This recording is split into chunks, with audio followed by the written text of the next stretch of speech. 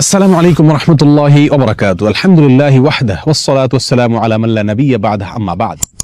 সুপ্রিয় দর্শক শ্রোতা ভাই বোনেরা, আজ আমরা এমন একটি জিকির, এমন একটি দোয়ার কথা বলবো যে জিকির এবং দোয়া জানে না এমন কোন মুসলিম পৃথিবীতে পাওয়া কঠিন।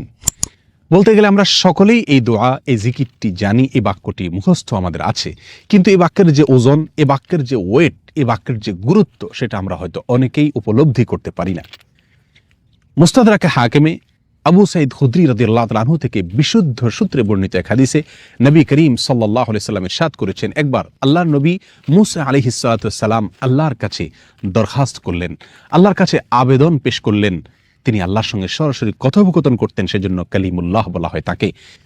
আল্লাহর সঙ্গে সরাসরি কথা বলতে গিয়ে একবার তিনি আবেদন করলেন, আল্লাহ আমাকে আপনি একটি জিকির, একটি দোয়া শিখিয়ে দিন, যে জিকির, যে দোয়া আমি সব সময় পাঠ করব, সব সময় আমল করব। আল্লাহ সুবহানাহু ওয়া তাআলা তখন মূসা আলাইহিস সালাতু ওয়াস সালামকে বললেন, কুল লা ইলাহা ইল্লাল্লাহ, হে মূসা আপনি লা ইলাহা ইল্লাল্লাহ এই দোয়াটি সবসময় পাঠ করবেন, এই জিকিরটি সবসময় পাঠ করবেন, এটা আপনাকে আমি দিলাম। মূসা আলাইহিস সালাতু ওয়াস সালাম কিছুটা আশ্চর্যান্বিত হয়ে আল্লাহ সুবহানাহু ওয়া তাআলাকে বললেন, আল্লাহ লা ইলাহা ইল্লাল্লাহ এটা তো এমন একটি বাক্য, এমন একটি জিকির, এমন একটি দোয়া যেটা সকলেই বলে, সব মানুষই বলে। আমি তো আপনার কাছে স্পেশাল কোনো দোয়া চেয়েছিলাম, বিশেষ কোনো দোয়া চেয়েছিলাম। আল্লাহ সুবহানাহু ওয়া তাআলা তখন মূসা আলাইহিস সালাতু ওয়াস সালামকে বললেন, হে মূসা, যদি সপ্ত আসমান, সপ্ত জমিন এবং এই দুইয়ের মধ্যে যা কিছু আছে সব কিছুকে, আল্লাহর অস্তিত্ব ছাড়া আর বাকি সব কিছুকে যদি একটি পাল্লায় রাখা হয়, একটি হাতে রাখা হয়, আর লা ইলাহা ইল্লাল্লাহ এই বাক্যকে যদি অপর হাতে, অপর পাল্লায় রাখা হয়, তাহলে লা ইলাহা ইল্লাল্লাহর পাল্লা ভারী হবে। এত ওয়েটফুল এই আমল, এত ওজনী এই আমল, এই জিকির।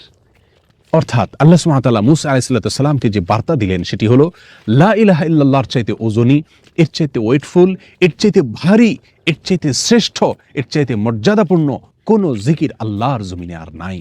প্রিয় বন্ধুগণ, মূসা আলাইহিস সালামের জন্য সবচেয়ে স্পেশাল দোয়া হিসাবে, সবচেয়ে স্পেশাল জিকির হিসাবে আল্লাহ সুবহানাহু ওয়া তাআলা যে দোয়াটি নির্বাচন করলেন, যেটাকে সবচেয়ে ওজনী আমল হিসাবে আল্লাহ সুবহানাহু ওয়া তাআলা স্পষ্টভাবে ব্যক্ত করলেন, সেটি হলো লা ইলাহা ইল্লাল্লাহ। অথচ এই লা ইলাহা ইল্লাল্লাহ এটাকে আমরা খুব সাধারণ একটি জিকির মনে করি, খুব সাধারণ একটি দোয়া মনে করি, আমরা বিশেষ আমল খুঁজে বেড়াই। অথচ এর চাইতে বিশেষ, এর চাইতে স্পেশাল কোনো আমল আল্লাহর জমিনে আর হতে পারে না। জিকিরের মধ্যে যত জিকির আছে, যত দোয়া আছে, যত আমল আছে, সমস্ত জিকিরের ভিতরে সবচেয়ে শ্রেষ্ঠ, সবচেয়ে ওজনী আমল, সবচেয়ে ওজনী জিকির হলো এই লা ইলাহা ইল্লাল্লাহর জিকির।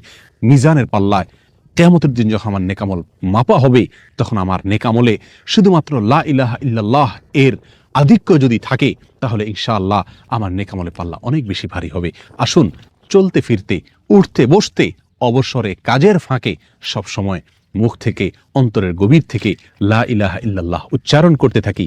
অন্তর পরিষ্কার হয়ে যাবে, অন্তরের ময়লা দূর হবে, অন্তরের পেরেশানি দূর হবে, অন্তরে আল্লাহ সুবহানাহু ওয়া তাআলার প্রতি আস্থা বাড়তে থাকবে, ঈমান বাড়তে থাকবে। এবং লা ইলাহা ইল্লাল্লাহ এই জিকির আমরা যত বেশি করব, তত বেশি সৃষ্টি জগতের অন্য সবকিছু আমাদের কাছে তুচ্ছ মনে হতে থাকবে। সবকিছুর হারানোর কষ্ট আমরা ভুলতে থাকবো। আল্লাহ সুবহানাহু ওয়া তাআলার কাছে আমরা খুব বেশি নৈকট্য অর্জন করতে পারবো। আসুন বলতে থাকি, বেশি থেকে বেশি অন্তরস্থল থেকে ঈমানের সঙ্গে